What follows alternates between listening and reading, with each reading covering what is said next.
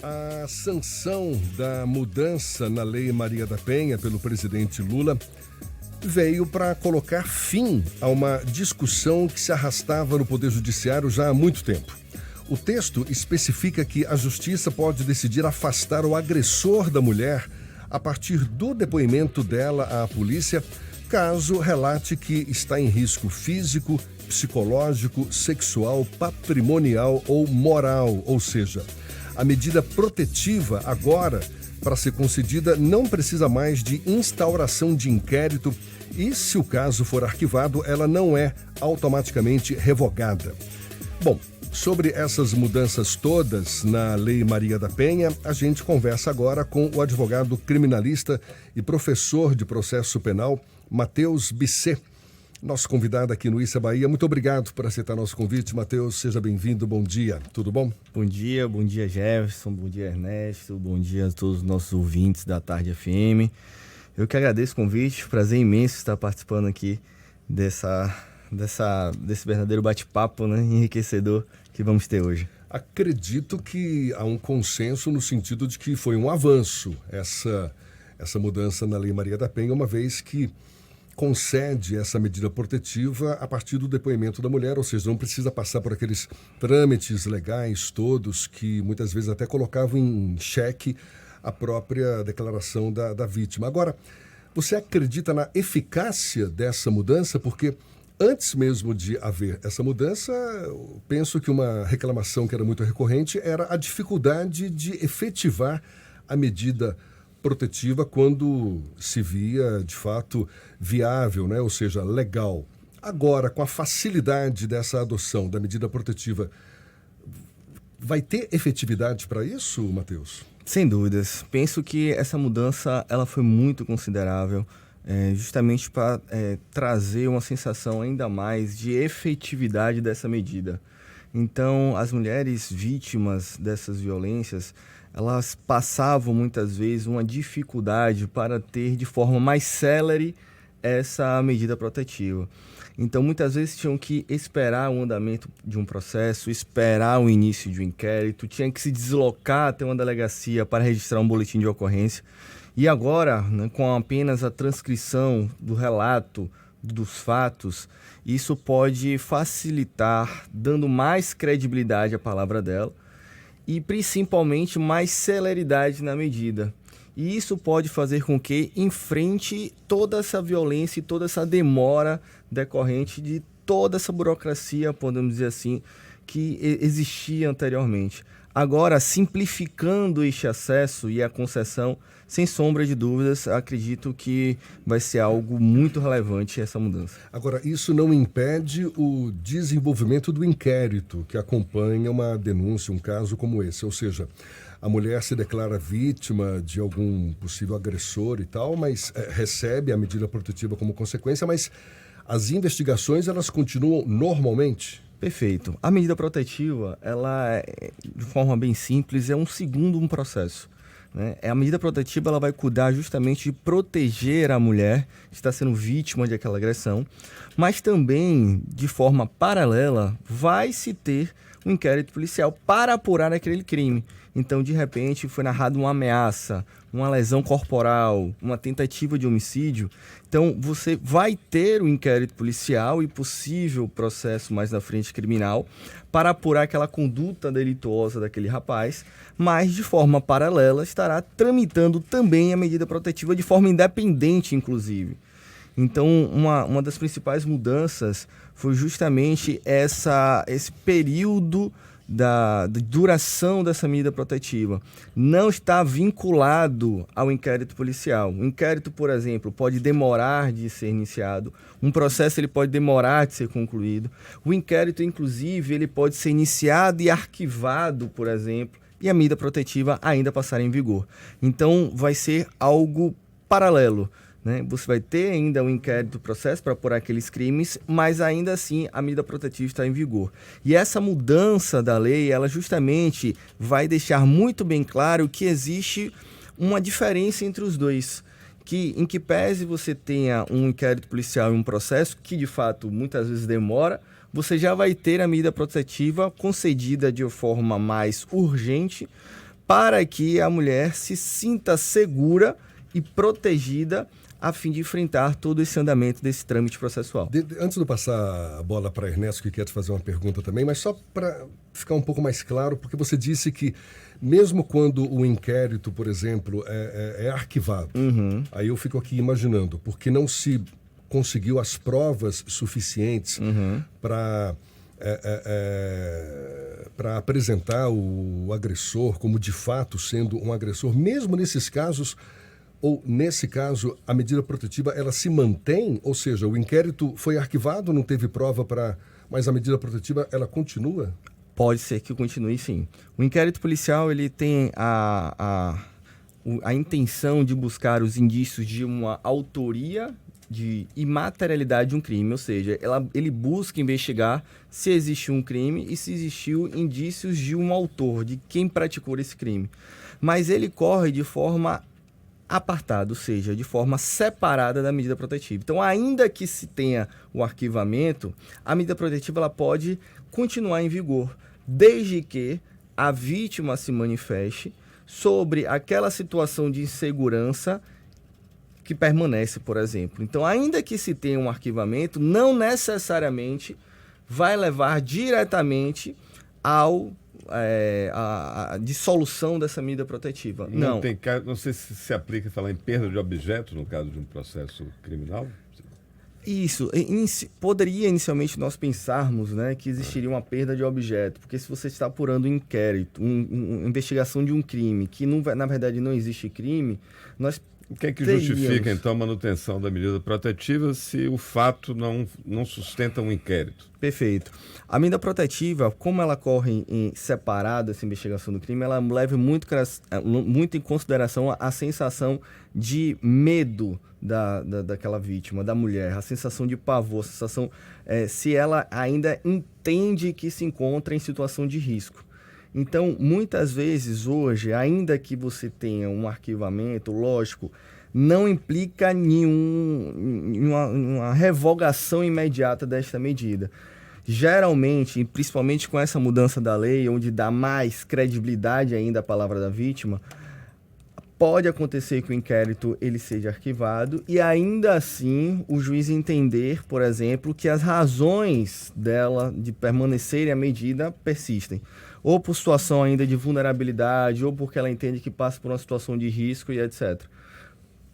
Então, essa inovação, ela busca, digamos assim, cobrir uma lacuna que ficou da Lei Maria da Penha, que já tinha surtido, evidentemente, efeitos muito positivos no enfrentamento desse assunto. Agora, com base na sua experiência, e inclusive na sua experiência em sala de aula como professor, que outras lacunas a gente ainda tem e que, de certa forma, dão guarita ao agressor ou permitem que o agressor escape pela pressão que exerce sobre a vítima, por exemplo, ela retirar a queixa, fora as questões objetivas que muitas vezes impedem ou dificultam que a mulher tome a decisão de denunciar todos os medos que a gente compreende que afetem uma mulher nessas circunstâncias, né? Que lacuna a gente ainda precisa fechar?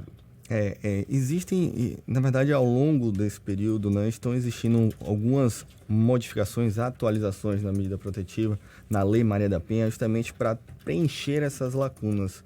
Lógico que a gente ainda não esgotou todas as lacunas, mas estamos próximos.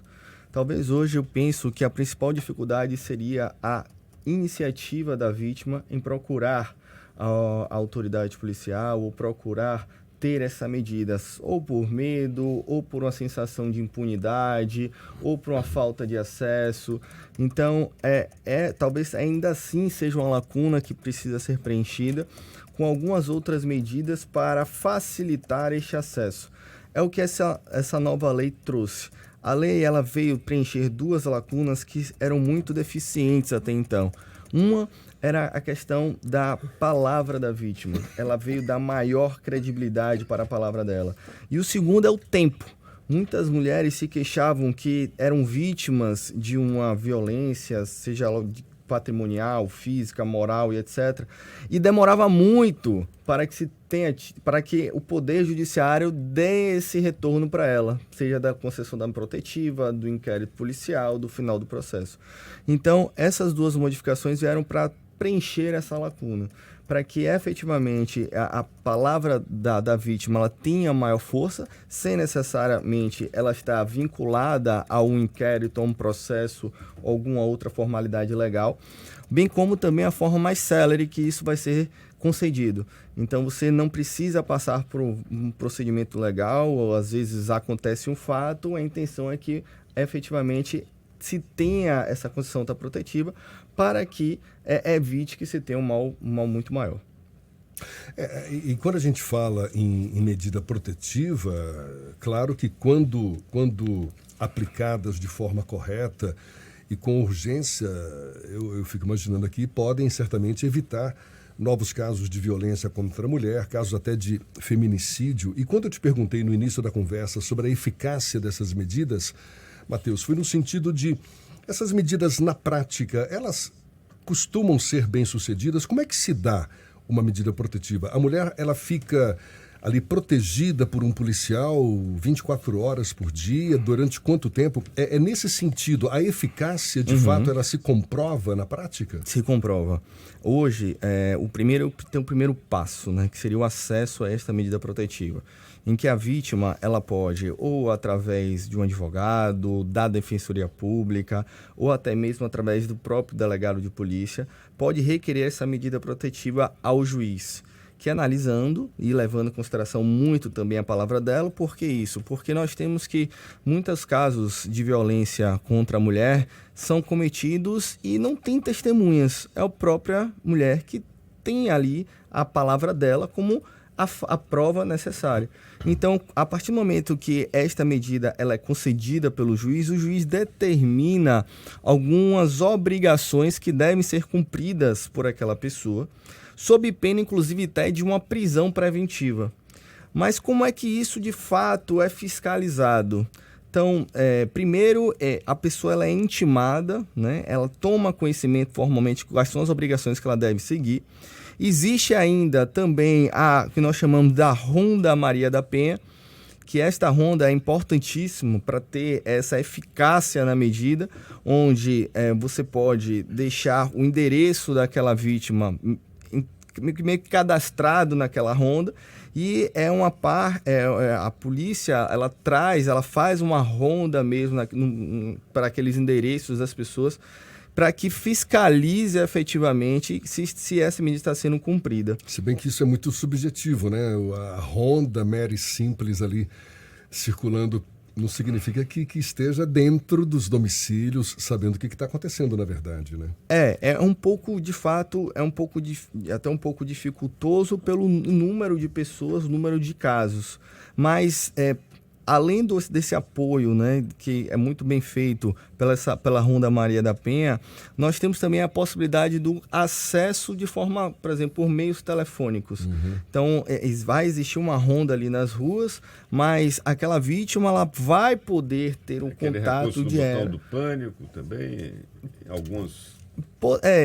Poderia ser, assim, não poderia ter um botão, né, vamos dizer assim, de forma mais positivo, pedindo socorro, né? Isso, mas talvez de uma forma mais direta hoje em dia, é feito pelo contato. Existe um número que você pode entrar em contato diretamente para pedir esse socorro, para pedir essa ajuda dessa Ronda Maria da Penha, onde, logicamente, se tiver qualquer tipo de descumprimento e ele tiver tido acesso, e a polícia tiver tido acesso, na mesma hora aquela pessoa ela é conduzida, inclusive pode ser presa preventivamente. Sem dúvida é um serviço que funciona já bastante premiado e reconhecido, né? Muito mesmo, e eu acho que essas mudanças, a cada dia mais, elas vêm preenchendo algumas lacunas que nós estávamos conversando agora há pouco, para trazer maior proteção para elas.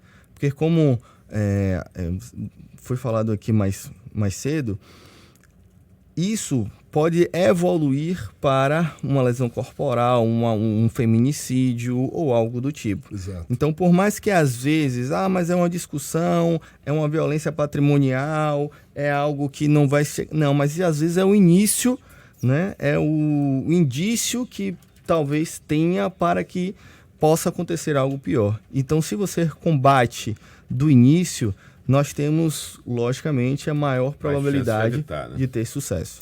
Para a gente encerrar, Matheus, pela sua experiência, você já presenciou algum caso em que essa mudança já foi colocada em prática?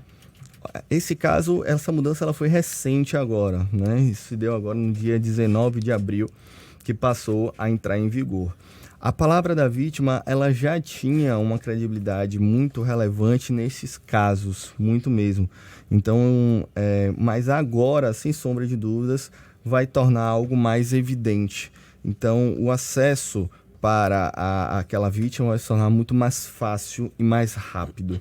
Então, eu acredito sim que isso também vai servir não só para proteger aquela vítima, mas também para inibir a ocorrência de algumas ações. Porque é aquela sensação de se eu fizer, eu vou ser punido.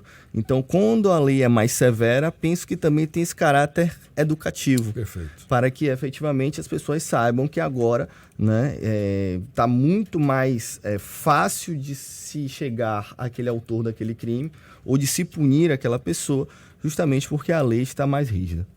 Matheus, muito obrigado. Matheus Bisset, que é advogado criminalista e professor de processo penal, conversando conosco aqui. Muito obrigado pela sua disponibilidade. Seja sempre bem-vindo. Bom dia. Eu que agradeço. Foi uma honra, um prazer imenso estar aqui nesse programa que é sucesso. Espero voltar mais vezes. Muito obrigado. Bom dia a todos. Certamente vai voltar sim. Muito obrigado mais uma vez. Agora 7 para as 8 na tarde FM.